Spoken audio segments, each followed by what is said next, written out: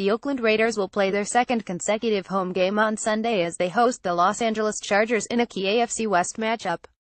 The Raiders will look to snap a three-game losing streak to their divisional rivals.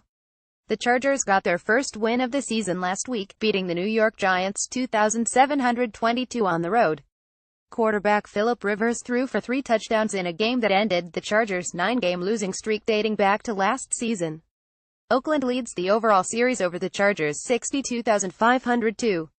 3 things to watch. 1. Philip Rivers. While the Chargers have won just one game this season, it isn't because of the play of Rivers.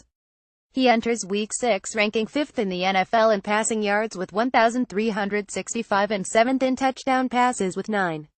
Rivers will face a Raiders defense that is giving up only 226.6 yards through the air during their first 5 games.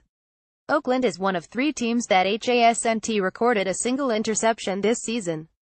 Cornerback Dexter McDonald said he is aware of the drought and hopes he and his teammates can get some opportunities against Rivers this weekend.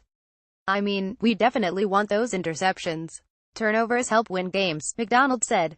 "I think we've got to keep working, taking it week by week, and when they do come, they usually come in bunches, too."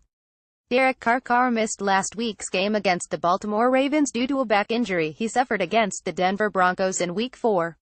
He was replaced by backup E.J. Manuel, which was one of the contributing factors to the Raiders' third straight loss. Head coach Jack Del Rio said earlier this week that he is expecting Carr to start against the Chargers. Earlier this week, Carr said he didn't expect the back injury to limit him in any way. "No, if it was restrictive, I wouldn't put my teammates in a bad spot. That's for sure," Carr said on Wednesday. Before his injury, Carr was having a fantastic season with 753 passing yards, 7 touchdowns and just 2 interceptions for a quarterback rating of 101.2. Certainly, Carr's return will give the Chargers defense something else to worry about on Sunday. 3. Mike Williams. Los Angeles hopes to finally have its first-round draft pick on the field Sunday. The wide receiver, the 7th overall pick in the draft, missed all of training camp in the first 5 games due to a back injury. In his final season at Clemson, Williams caught 98 passes for 1,361 yards and 13 touchdowns. "He's shown some things just in the time he's been able to be back on the field with us that you can quickly see why he was taken where he was taken, just physically the things he can do," Rivers said earlier this week.